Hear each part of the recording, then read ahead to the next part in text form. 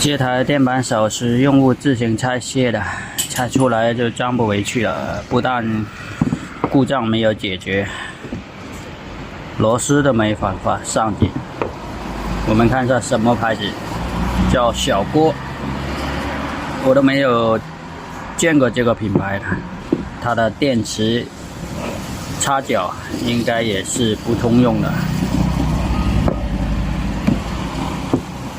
那么现在我们要重新把它安装好，然后才能测试。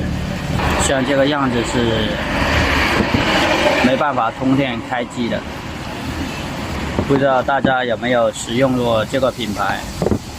看这个外表结构就和威壳式的有点相似，威壳式卡盛的。现在我把它打开了。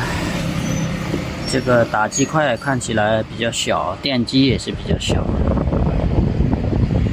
还有控制板、金源的小开关，还带了一个保险。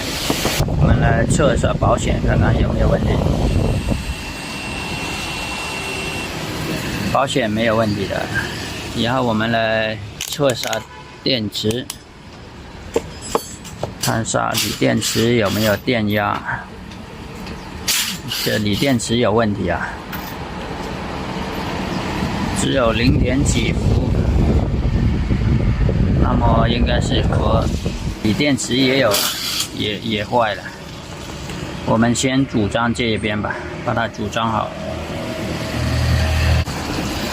现在我把电机安装好了，由于它的锂电池损坏，所以我用了一块锂电池直接并线上去，然后来测试一下。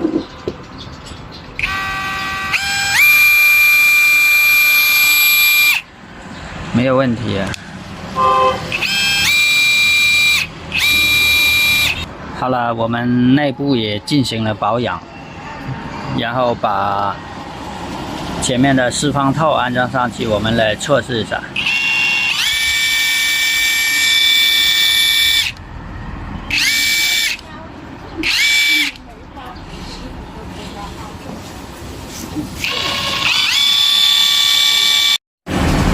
好，锂电池我们拆出来了。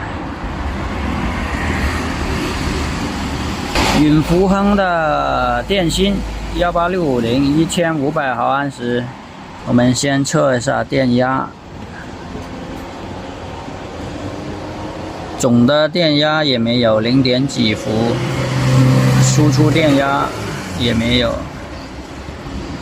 第一组0点几，第二组的话0伏，1.12、1.02。最后一组0伏，那基本上这些电芯就报废，也没有泡水。